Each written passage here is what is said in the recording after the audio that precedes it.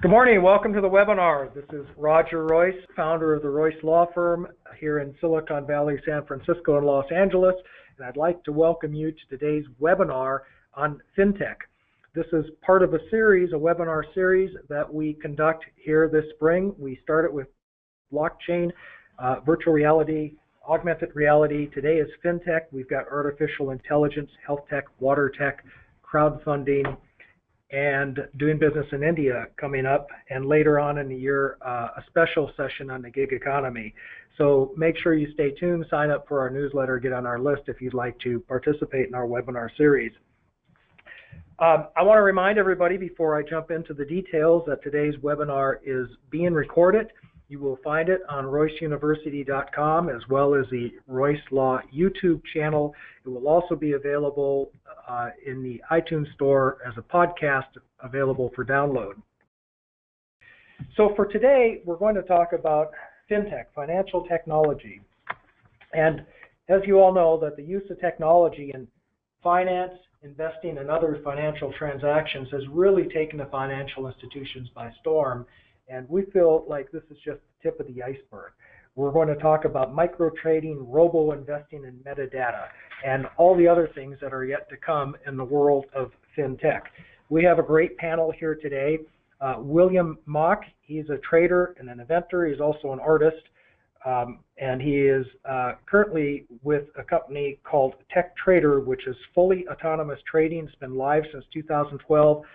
Imagine that, it's robo-trading, no human input at all. I'm going to talk about Fintech and robo-trading. Also with William is the other founder of the Tech Trader is Stefen Choy, he's an advisor at Chickley and currently with the Tech Trader Fund. He has an interest and a background in human-like intelligence and machine-like discipline. Bill Reichert is a very frequent speaker and well-known personality in this valley, venture capitalist, managing director, Garage Technology Ventures. We always like to have the VC perspective on new technologies and what the investment community thinks about the opportunities for investment. So Bill will be participating in our panel, giving us the VC perspective. And then finally, Mike DeMaria. He's the co-founder at Grow Invest.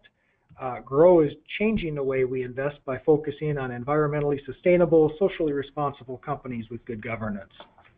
So with that, I'd like to let William go ahead and kick this off and give us a little bit of an introduction as to who you are and how you come to this space and your perspectives on Fintech. So go ahead, William.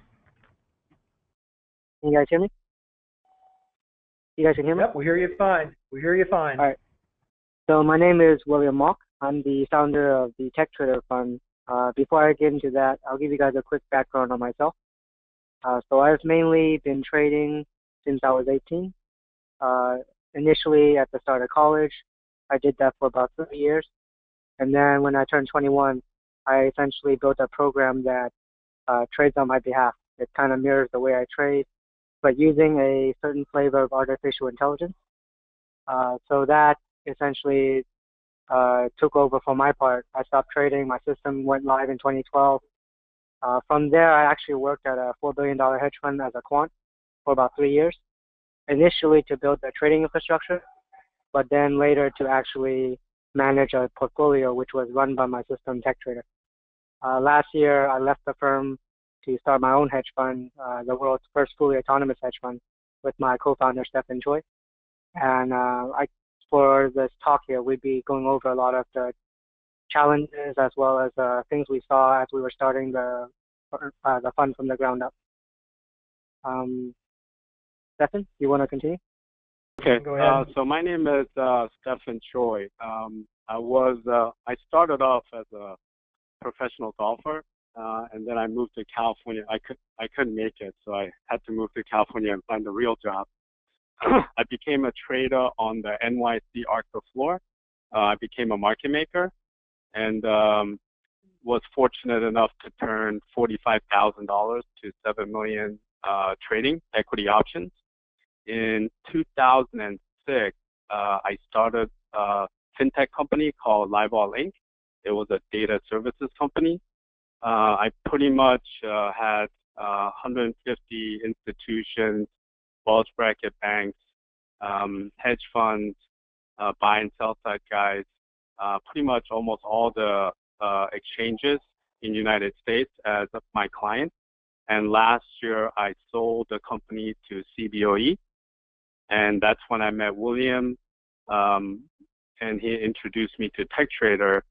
And the thing, when he introduced it to me, he said it was a autonomous hedge fund, which to me, I've seen so many of them, it didn't really make, it didn't resonate with me. But the more I looked into it, it pretty much blew me away. It was kind of like seeing the future, but it's already here now. Most of my traders that I know, they feel as though that trading is way too complicated to be able to have a machine do it on its own. But I think they're going to be very, very surprised within the next 5 to 10 years how much technology has advanced and how much how capable machines are going to be in terms of replacing traders on a daily basis. That's great. As an introduction of you and William, do you have a few comments for us as to where you see the space going and what you think about the industry in general, especially where the opportunities are? Sure.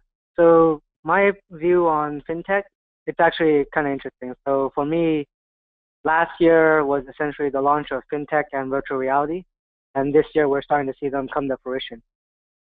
So my view on the space is you would really want to focus on the companies that are actually doing something new and I almost want to say non-trivial, something that actually changes the way we do things.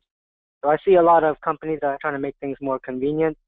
You know, they're trying to essentially make things a little bit more efficient, a little bit more optimized. But at the end of the day, they're not really necessary, nor do they really change how we do things. The main areas I'm most closely monitoring would be cryptocurrencies or something that's on the order of actually replacing the infrastructure of a lot of financial companies, displacing a lot of human workforce. So, for example, the algorithmic trading, the robo-advisors, those are kind of where I see the most potential in the fintech space. Some of the lesser ones would be like, there's apps that kind of tell you or remind you to put so-and-so percentage of your income into a savings account every certain number of days. Things like that to me are, they can exist because we are in sort of a very favorable environment for startup companies, but as soon as the economy kind of slows down, and we're seeing some of that already, things that are just a convenience are going to be the first things to go. Yeah, and as for myself, I agree with pretty much what William is saying. I dealt with a lot of big data, and I remember when I started out in 2000, the problem was that you couldn't get the data. But what's happened in the past 15 years is now that there is too much data, and basically the data is completely irrelevant. So I feel like a lot of the next generation advances will have to be able to take all this data and be able to get rid of all the noise. So you actually then produce useful data that the end user can digest and take advantage of. That would be one thing. And I think another would be so William and myself are really interested in cryptocurrency. And I think essentially what it does is it navigates around banks. So before, if you wanted to do business, essentially you needed the bank to be a mediator, especially cross borders. And in the future, that will all disappear. Okay, well, thanks very much. With that, I'd like to move along to Bill. and understand, Bill, what your interest in the space is, how active you've been, and what kind of bets you're placing. Sure. Well, thank you very much, Roger, for inviting me. Delighted to be part of this. I don't know, I'm gonna try to add a little controversy or at least different perspective to the conversation. So at the highest level, one of the things that's interesting about the sector we call fintech is that by putting this new name on it, we create the impression that it's sort of this new blossoming that all of a sudden has happened.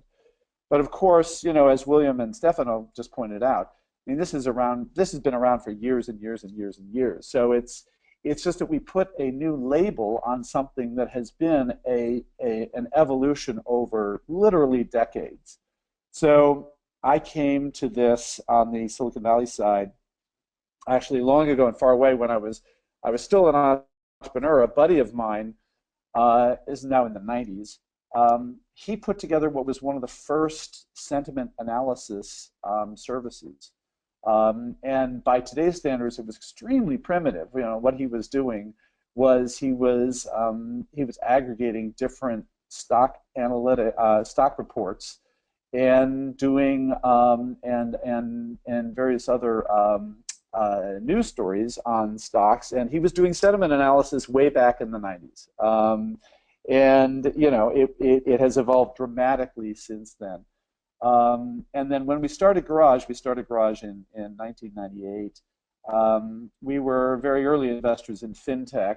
Of course, we didn't call it fintech back then, but so we were one of the first VC investors in Motley Fool, which is hysterical almost in the recollection. But you guys all remember Motley Fool. I mean, they're still around, but they were this radical new, edgy, contrarian couple of guys, brothers, who were trying to bring a sophisticated equity understanding to the masses through a variety of, basically traditional newsletter models.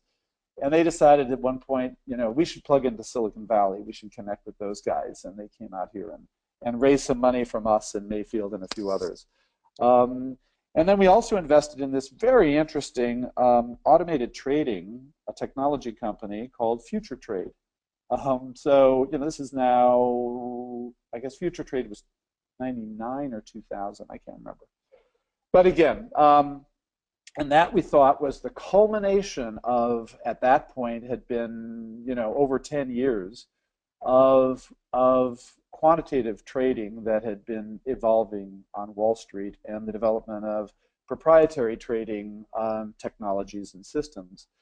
So again, the high point here is that this has been around forever and ever, and it's just we're experiencing a really interesting evolution. The way we see fintech, we look at it in terms of sort of three broad landscape domains. So the most commonly discussed in the media, maybe, at least it has been, is the consumer side of fintech. And on the consumer side of fintech, that has broken down into a few different areas. But one of the threads on the consumer side has been payments, right? So going back to PayPal, which is a fintech company. And there was a whole flurry in the early e-commerce era of technologies around payments. And then the other interesting thing that on the consumer payments side is the variation in fintech around the globe, and that's an interesting theme for us. While we're focused on Silicon Valley in the U.S., what all of us have seen is that fintech varies depending upon what part of the world you're in. And way back in the day, as mobile emerged, everybody knew mobile was going to change payments dramatically. And the Japanese were probably the first, I think, with Docomo. And then the Europeans jumped on board. Again, both of them long before America figured out the idea of mobile payments. And so we continue to see this whole mobile payments thing. It's still, you know, it still hasn't quite evolved, right? And now we're kind of all excited about Apple Pay, but in the grand scheme of things, you know, mobile payments pervades our lives, but it's taken a long time, I think, to evolve. You know, the other side of it, so there's a whole bunch of consumer, you got the, you know, the advisor side, the trading side, the consumer trading, the robo-advisor, you know, that's been around for a while. We have all the, you know, insurance purchasing, the e-insurance side. So that's all ancient fintech that has evolved and, you know, into sort of, maybe we're on the third generation of that today. Other side of the coin is the enterprise and institutional side. You know, obviously corporations, global corporations, have a huge interest in, you know, quote unquote fintech, and that relates both to their payments side, and it's amazing how primitive that still is to this day, and there's huge opportunities there for evolution and disruption, you know, ranging from a company we're very close to, you know, pretty simple app called Bill.com. They do, you know, payments as a SaaS service. And, you know, it's sort of the business version of bill pay. And it's an obvious thing that, you know, should have happened a long time ago that's just now sort of becoming more pervasive on the small business side. And then even on the institutional business side, the whole domain of currency management, currency hedging, global payments, and that's brought in the whole blockchain side. And then the third landscape that we look at is the markets side, you know, and that's where William and Stefen have grown up and know a lot more than I do. But, you know, the technologies related not just to how you trade on the markets, but the way the markets themselves operate. And we've seen some, you know, extraordinary evolution there in terms of new entrants coming in to create markets in, you know, in the options side, on the commodity side, in the currency side, and disrupting the traditional players. You know, it's hard to move, it's hard to budge Goldman Sachs, but you know, there are a lot of people who've been carving out corners of the markets side with new technologies and new markets. So that's kind of our landscape side of things. You know, one of the big questions, and I'll shut up after this, is sort of what's different today that has been different for the last 10, 20 years. So clearly technology is different. You know, you've got, you know, better bandwidth and that capability. Obviously, on the consumer side, the mobility thing has changed things, and that has made that, you know, really interesting. You know, there's some amazingly interesting things happening in developing countries around mobility and payments, which, you know, that's kind of a side area that we look at. We haven't, you know, we play in that indirectly through one of our portfolio companies. You know, and then the whole emergence of blockchain, you know, has got everybody a Twitter, so to speak, in terms of you know, sort of, wow, is this transformative? And I'll lean on the other guys to talk about whether they think it's transformative. I'm not sure exactly how it's going to play out, but it's sure going to be interesting, and we're looking at that. But the biggest single change over the last 10 years, I would argue, that has caused us to kind of look at fintech in a different way than we did in the you know, in the olden days, right, 5 years ago. The biggest change is that all of the financial institutions have now, in essence, given up defending the old status quo, and now all the financial institutions have jumped in with both feet, opening up innovation centers in Silicon Valley and saying, crap, we have got to participate in this disruption, otherwise we're going to get disrupted out. And so now, instead of fighting against the old guard, now Silicon Valley has locked arms with, you know, the traditional financial institutional players and is taking money from those guys to disrupt the entire, you know, financial technology landscape. And that's why we're having this sort of surge in fintech enthusiasm, I think, because a combination of fear and greed by the legacy players in the financial institutional world around how the heck is all this new technology going to play out. So that's the way we see it, at least right now. Hey, Bill, that's fascinating. And before we move on, I got to stop you on two things that you mentioned. One is, I mean, before we get into kind of the space age, science fiction, blockchain stuff, it seems there's some really low-hanging fruit here. I mean, just as a small business owner myself, even I have to wonder why we can't do paperless bill pay easily. And I know there is bills.com or whatever it is, but even now, I mean, I get my bills delivered to me in paper every day. I have to pay it with a paper check. And it just seems to me that that's an area that should have been, that's a problem that should have been solved long ago. Do you have any thoughts on what's holding us back, and do you foresee that as a good technology to develop? Yeah, I mean, I got to tell, I mean, so we, I mean, this is a huge sort of personal frustration of mine. We had again, I think it was in the year 2000, we invested in a company called Rocket Check. And Rocket Check, this is 16 years ago, guys. I mean, and they were pointing out the obvious, which is that using paper checks is insane. And so they had this very clever way that they were going to use the established digital rails that had been built up through the credit card system and through the banking system to get rid of paper checks. And they were going to let consumers and small businesses and enterprises plug in their payment systems to a digital payment system so we could get rid of checks. And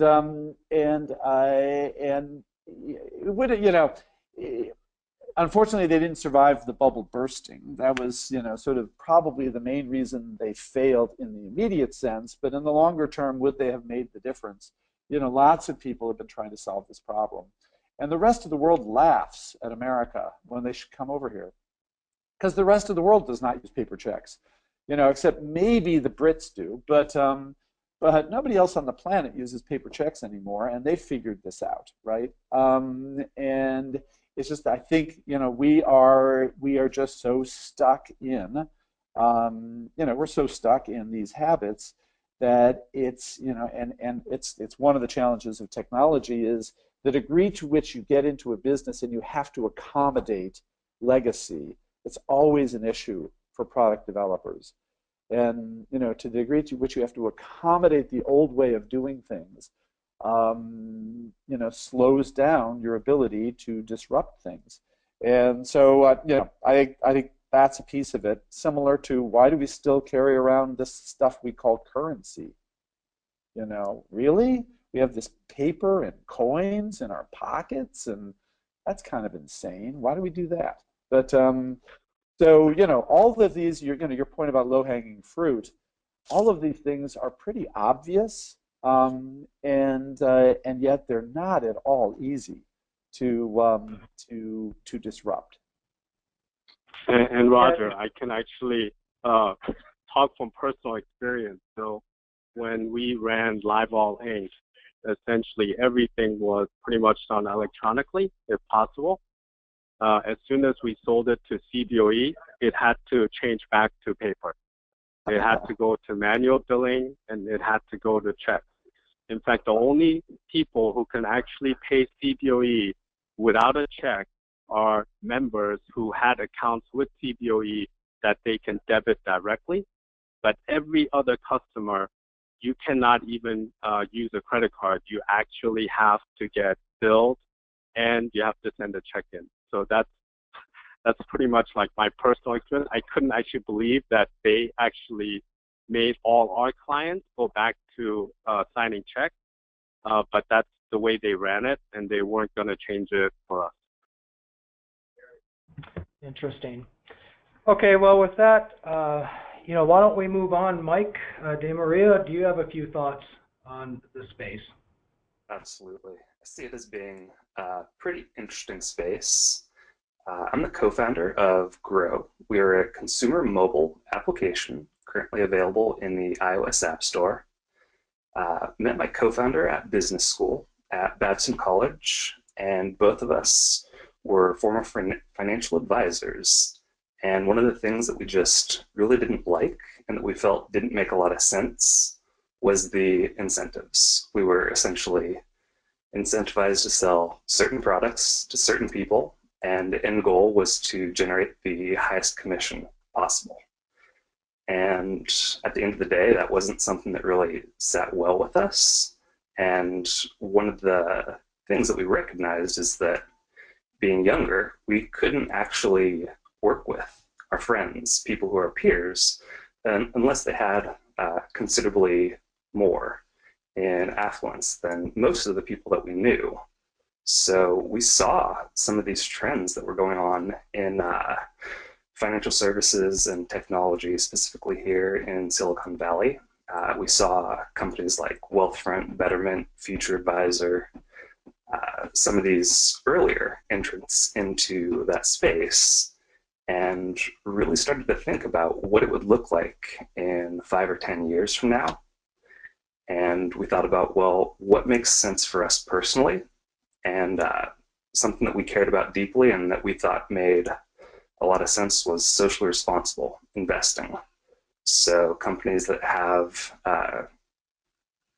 in some way, shape, or form, documented and proven ability to consider the environment, social governance, or some metrics around just doing some good, which I realize is subjective. But at the end of the day, we believe that that's the direction that the market is going, especially for the younger demographic, call it millennials, which is how we are actually defined ourselves. So I'd say take a look at the website, growapp.us, or download the application. We feel we've got something pretty powerful. Okay, thanks very much, Mike. So I want to circle back to, and by the way, if you're an attendee in the audience, notice that you do have a question dialog box. So if you have any questions you'd like to ask our panel or issues to raise for discussion, feel free to type it into that box and we'll pass that along. But in the meantime, Bill, you said something else that I thought was really interesting about how the financial institutions have entered the space. You know, it feels a lot like what happened, and I know that's true. I know that the major banks now have venture arms. They're looking to come, like a lot of big companies do. They're coming to Silicon Valley for innovation rather than trying to grow it in-house. They're actively seeking startup companies with new and innovative thin technologies. And corporate venture capital might be a really good place to look, or at least strategic partnerships. But it feels a lot like what would happen if, well, I don't know, if a taxi company were to invest in Uber in a way. There's these huge regulatory barriers right now in this space, it seems to me. And that I've always felt must be contributing to sort of the slow adoption and uptake. Certainly we've seen that in Bitcoin and some of the blockchain stuff, and you know, that hasn't taken off like we all thought it would. And I'm wondering, you know, despite the fact that, well, two things. Number one, you might comment on the interest of the old guard, the established business, in acquiring and finding new technologies. And number two is this just one of those industries where it's going to be really difficult, given that this is so highly regulated, because it's money that we're talking about and payments. Especially you guys are doing the. Yeah. Go ahead. No, I think that's absolutely a major factor in the whole industry, and you know, why you see a fair amount of the innovation is you know, arguably at the margins, where you're not struggling a lot with the regulatory side. But even guys like PayPal, I mean, one of the things that distinguished PayPal is they went through all of the brain damage of doing all of the registration in all of the states in order to operate. And that's, you know, you can't just, you know, hack together some code over the weekend in your dorm room and launch it on Monday and then handle money across the internet because of the regulatory environment. Whereas there's a lot of other things you can do, on the internet, so to speak, without having to register in every state, right? So it's a huge friction, and so my banker friends, it's interesting because on the one hand, my banker friends, they rip their hair out at Congress and the regulatory environment that they face. But on the other hand, when they come here to Silicon Valley, what they say is to the entrepreneurs, they say, look, you guys can't handle regulatory compliance by yourselves. We have 400 people back in New York who are just coping with all this regulatory compliance to make sure that we can operate in these domains. And so there's no way any Silicon, this is their thinking. They're saying there's no way any Silicon Valley startup can cope with this. So they have to partner with us. Now, it's a combination of, sort of arrogance, which is off-putting, but also a sort of reality, which is at some level attractive, that I think, sort of makes these potential partnerships, important and valuable. And I think it's all to the good for us in Silicon Valley that, for the most part, the financial institutions have decided, screw it, we cannot defend the past, we've got to move into the future. So we might as well join with these, disruptors rather than fighting them. And I'd rather, be the first to figure out this blockchain thing than let the Goldman or JP Morgan guys figure it out ahead of me. So, so I think that's part of the dynamic tension that is going on in the marketplace that that is going to affect who wins and who loses. Thanks. So William and Stefen, let me ask you, from your standpoint in robo trading, have you what are the challenges that you've seen in your industry? I would expect to be mostly regulatory, more than market adoption. Can you comment on that? The funny part about when we were building up our fund, initially we tried to take the more conservative route and really hide the technology behind the traditional hedge fund vehicle. But over time, we started to actually open with the technology and the fact that it's trading with no human intervention based on AI. And what we found out is actually even the traditional investors really, they like the story, they like the idea, they like the technology, and that actually draws them in rather than repels them. So that was a little bit of a surprise, just because a lot of people who advised us and tried to help us get off the ground would constantly tell us that we have to rein in the technology and really try to, position ourselves either as a traditional hedge fund or go straight for Silicon Valley and no in between. So that was very, very interesting. If anything, that kind of spoke to us that more or less, rather than it being a traditional versus progressive kind of standpoint, the world overall really is shifting towards kind of what we have here in Silicon Valley. They're really opening up towards technology as opposed to trying to hide behind the old guard, so to speak. Let me extend this a little bit because it seems like what I'm getting from this, especially from hearing Bill's presentation, is a lot of these technologies and ideas have been around a long time.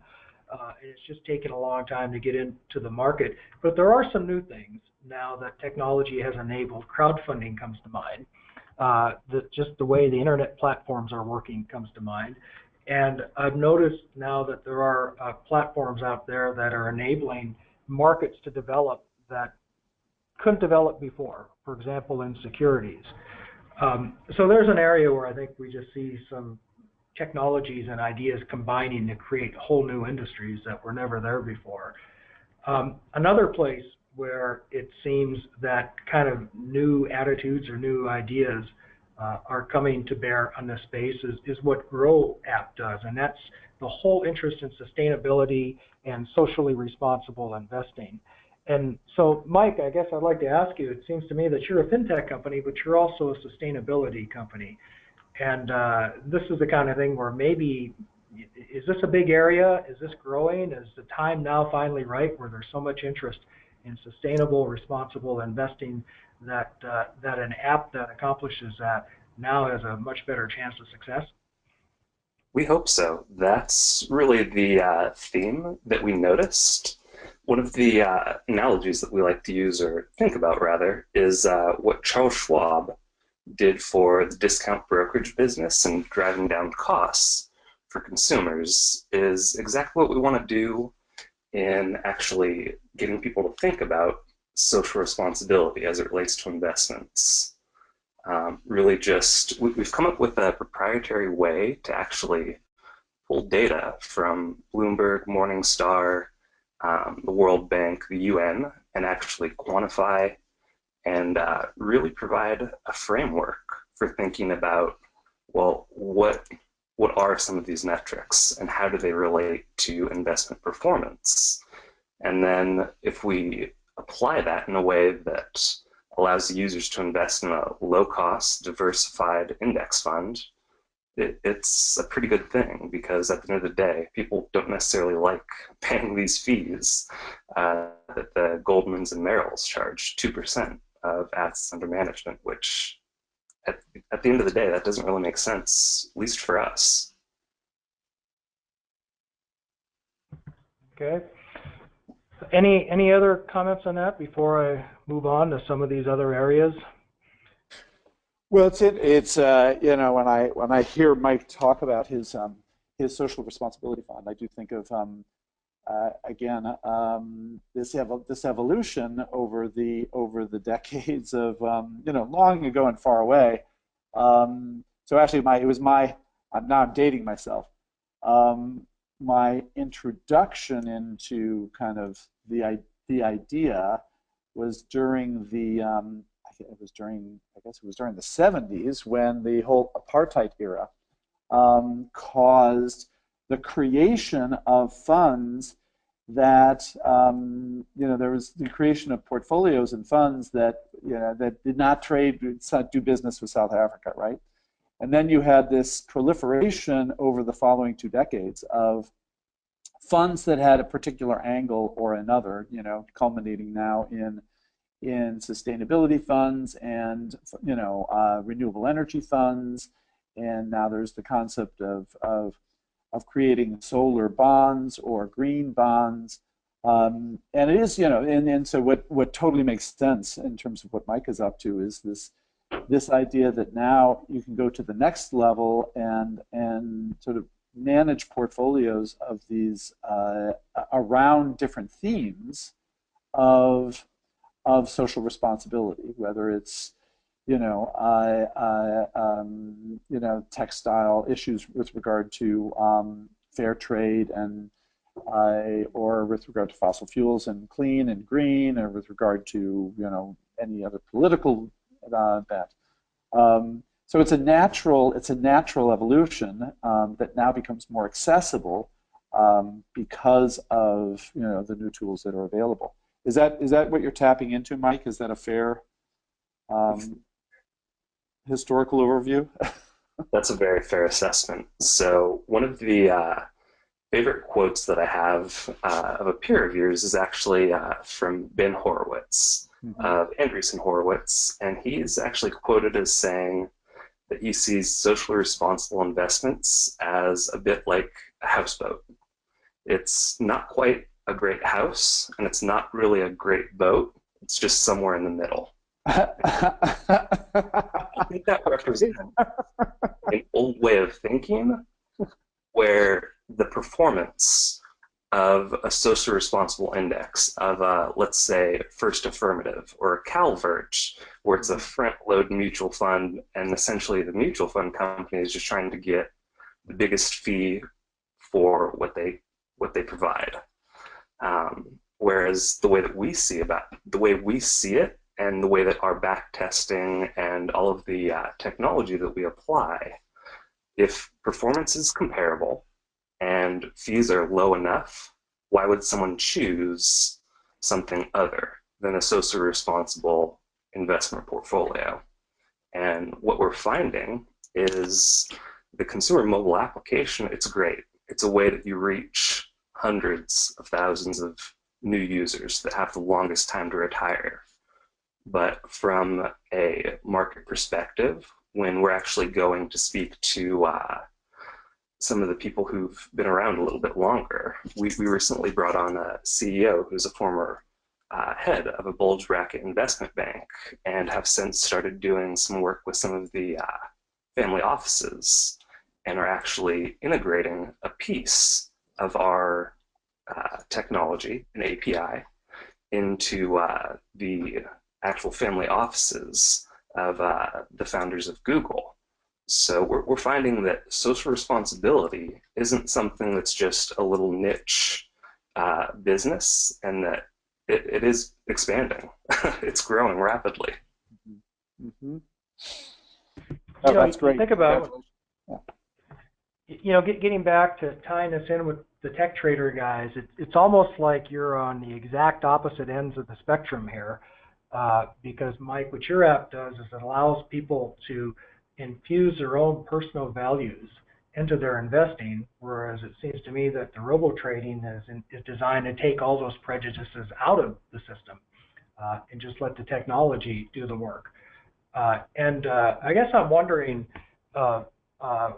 William and Stefen, the first thing that comes to mind, I can't help being a lawyer when I look at this. Well, the first thing that comes to mind is security issues with these sorts of platforms. But I guess right immediately after that is, I still remember the days when automated trading, resulted in runs on the market and sell-offs and a lot of bad things. Is that a concern here, that it might be a little too automated and there might really be a need for less AI and more human intervention? Or does your technology account for that and have protections built into it? There's a distinction between what's done in the past and what we're doing. One thing is that a lot of people, so we've talked to a lot of quants, hedge funds, even AI startups, and what we found is a lot of people that either call themselves automated, quant, AI, many of them are not really automated. They use a math model, they use some sort of tool, quantitative analysis to make their decisions. But at the end of the day, it's the human discretion and the human updating the model that's the real learning, so to speak, behind the model. What we've done is we've actually built a system that is completely self-learning. So if you were to think about machine learning that's out there right now, much of it is big data driven. You hear about machine vision, natural language processing. But at the end of the day, these are more or less tools for the human operator to make a better decision. They're not really machines that are autonomous and actually make the decisions themselves.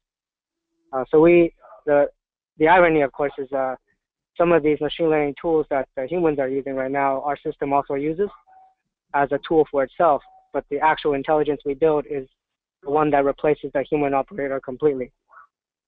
So in that sense, a lot of the issues that happened in the past, such as the runs and all the algos kind of getting into the same trade, that was because more or less these were math models. They were static. They didn't actually adapt to situations.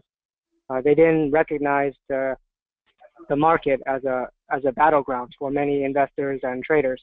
It was more or less price tends to do this, or there's an efficiency that we are trying to look for, arbitrage opportunities, as opposed to actually thinking about what happens if we make this trade.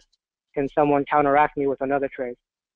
So that's where the main difference lies. One question that we frequently get is, what's the difference between us and quant? And really, that's the crux of it. The analogy we like to give is that, for example, a quant may try to crunch so many variables to figure out how long can I go down this road for before I hit something. That would be the way they approach the market. They're looking at past performance, they're looking at patterns. Whereas for us, we really build a system that can actually sense what's on the road and make decisions on the fly, tackle situations that we've seen before, because here you actually have something that's logic driven as opposed to just pattern recognizing. The greatest analogy would be like the self-driving car. Something like that, if you want to tie that analogous to the financial trading that we're doing, for us, we're essentially like the self-driving car analogy to the hedge fund world. Before, the quants and the automated trading, even the stat arb high-frequency guys, what they were doing were more or less automation that would be in the car but doesn't replace the driver. Things that help you, pull out of a driveway or drive more carefully, cruise control, but not complete autopilot. So that's the main difference there. One thing that's kind of funny is actually a lot of times our system would actually trade very slowly. On average, we hold positions for 2 to 3 months, and our broker, when we first launched, actually didn't know we were automated until we actually told them, because our trades were just so human-like that they thought this was a regular traditional hedge fund.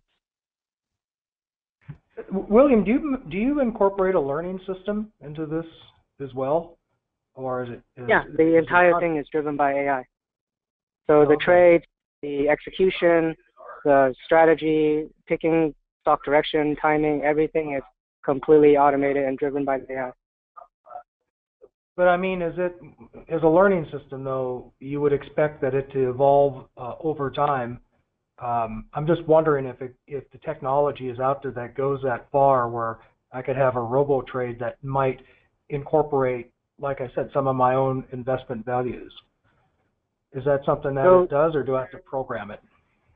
That's kind of goes toward the topic I was discussing about how much of the AI that's out there is more or less a tool than an actual AI.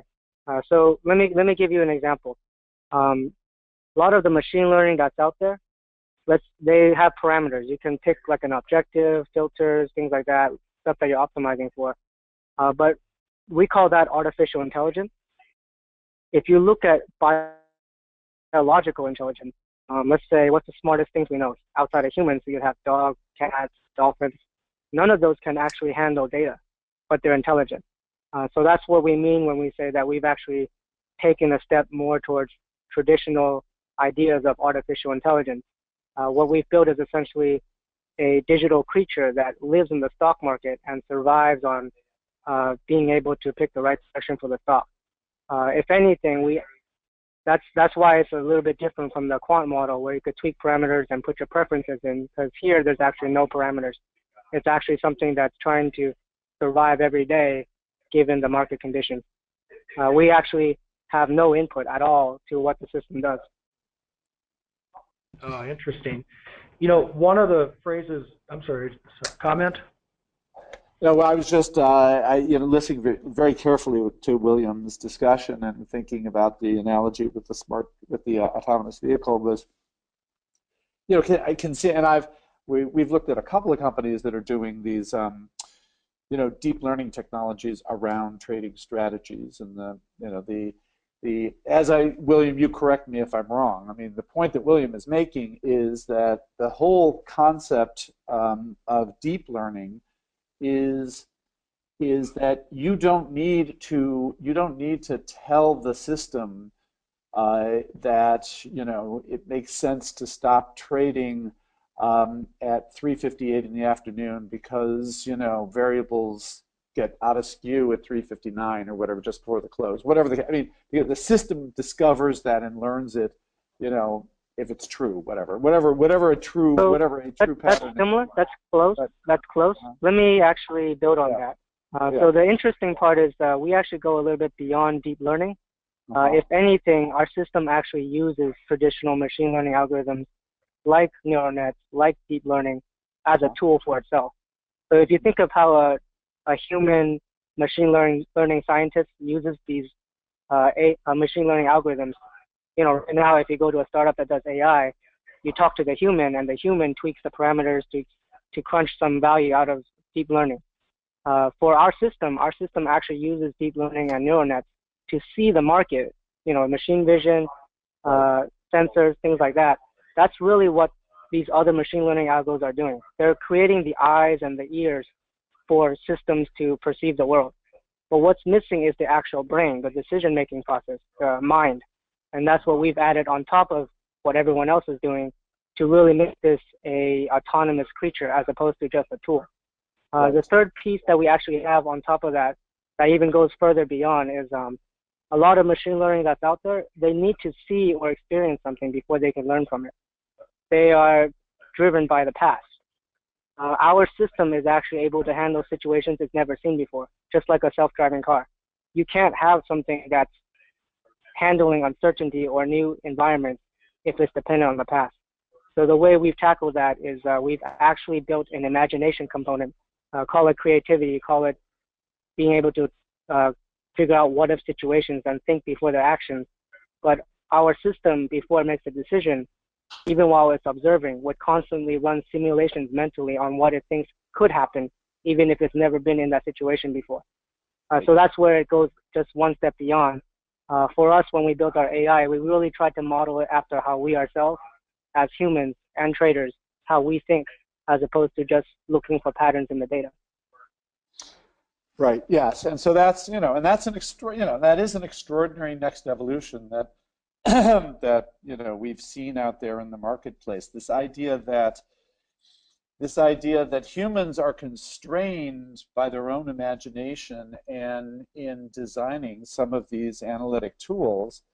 And so there's a school of thought out there that says that the right way to go is to eliminate the data scientists, because the data scientists are the bottleneck now in in machine learning and in artificial intelligence, because they're the ones who have to sort of dream up, and I think this is where William was going. And now we're seeing this next generation of AI technology that's saying, get the data scientists out of the way.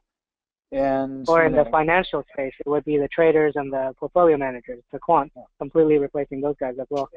Exactly. So it is, that's, and that gets all these guys all anxious about the thought that, we're entering, thanks to these new technologies, we're going to go into a jobless future, because now even, we don't need the PhDs anymore because the machines are even better than the, we'll see. Yeah, that's right. Another thread. It's a Pandora's box.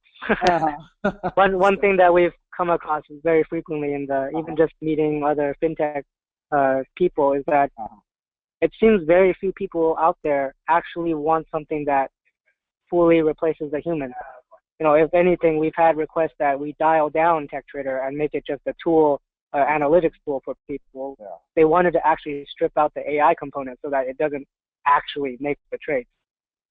I can imagine, right? In any given room where you're pitching, the three guys on the other side of the table are looking at each other and figuring, oh crap, two of us are going to get fired here.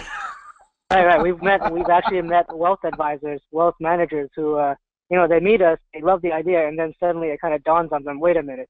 Right. If we employ this, what do we do? So that's the funny part on all this. Right. So, well, I don't know if you want to go down that thread at all, Roger, but presumably this creates, so the argument generally around technology advancement is it creates whole new worlds and enables things that we couldn't do before that are going to cause, people to spend their time doing something entirely new and different rather than the old drudgery they used to do, right? Do you, William? Exactly. Do you guys see this opening up opportunities, markets, that could not be opened up before? That's going to create opportunity, versus turning the entire financial system into one dark warehouse that has just. So that's actually a good segue into what I was saying earlier. When I first started my bio, I said a few times that my emphasis in fintech would be looking for things that do things we were never able to do before. There's fintech that just makes things more convenient or automates things that we wouldn't want to do by hand. But then there's fintech that actually does things that were otherwise physically impossible many years before. And that to me is the more fruitful side of the space. A little bit on our side, for the AI we built for TechTrader, longer term we actually believe that the way we approach the AI here can be generalized into an actual artificial general intelligence, AGI. So that's longer term our vision and our end goal after the hedge fund, so to speak. But yeah, we do believe that there's the interesting part about just technology at this time and place compared to the 2000s is that we actually have the building blocks for doing things we were never able to do before. So what's the most exciting new thing that you have in your mind? Is there something that you can articulate? Yeah. So for our side, we would actually be planning to generalize our AI into something that is not just fintech, it's not just healthcare, it's actually a general artificial intelligence. Like it would live on its own. But where would the first best application for that be? That's a question we've gotten before, and it's funny because I always like to tie it back to biological. It's like asking the question, if you were to invent a dog or a cat, what's the best business application? Well, it's intelligent, but it doesn't mean that's actually an application. It's intelligent, but it's also autonomous. So some things that people have suggested to us were putting it into a self-driving car. But the funny thing is that conceptually, if we were to put our algorithm in a self-driving car, yes, it would self-drive, but it wouldn't actually take you to where you wanted to go. It would take you where it wanted to go. So that's the interesting part. So while we are very, we see a lot of potential in what we're building, because we're actually going all the way to traditional sci-fi almost version of AI, you have to kind of think of it differently. It's not so much about business application as much as you're essentially creating a person now that doesn't need food and doesn't have emotions. Where does that fit in society? Wow. And well, Roger, let me stop you there. Blockchain. Oh my God. Okay. We won't even get to that. But I guess this is what happens when I'm just looking at your guys' resumes. We got Stefen, who comes from the fashion industry, William, who's been in music and film, Mike, who's environmental sustainability, and so I think sometimes, and of course, Bill, you've done a little bit of everything. And I think sometimes when you find really big strides in industry and technology, it's because it's multi or cross-disciplinary.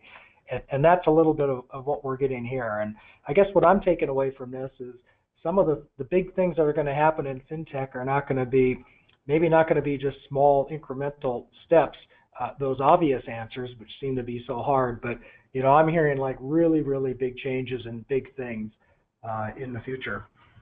We're at the top of the hour, and I want to be respectful of everybody's time, especially our panelists. So with that, I'm going to go ahead and conclude the webinar. I'd like to remind folks that we've recorded this webinar. You'll find it on the Royse University webinar, also in the Royse Law YouTube page, and available for download as a podcast in the iTunes store.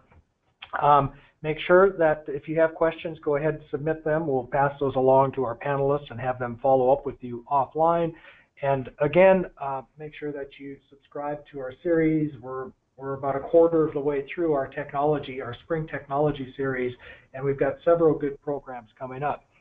With that, I'd like to thank our panelists for being here. That was certainly interesting, more so than you would have thought for something like financial services.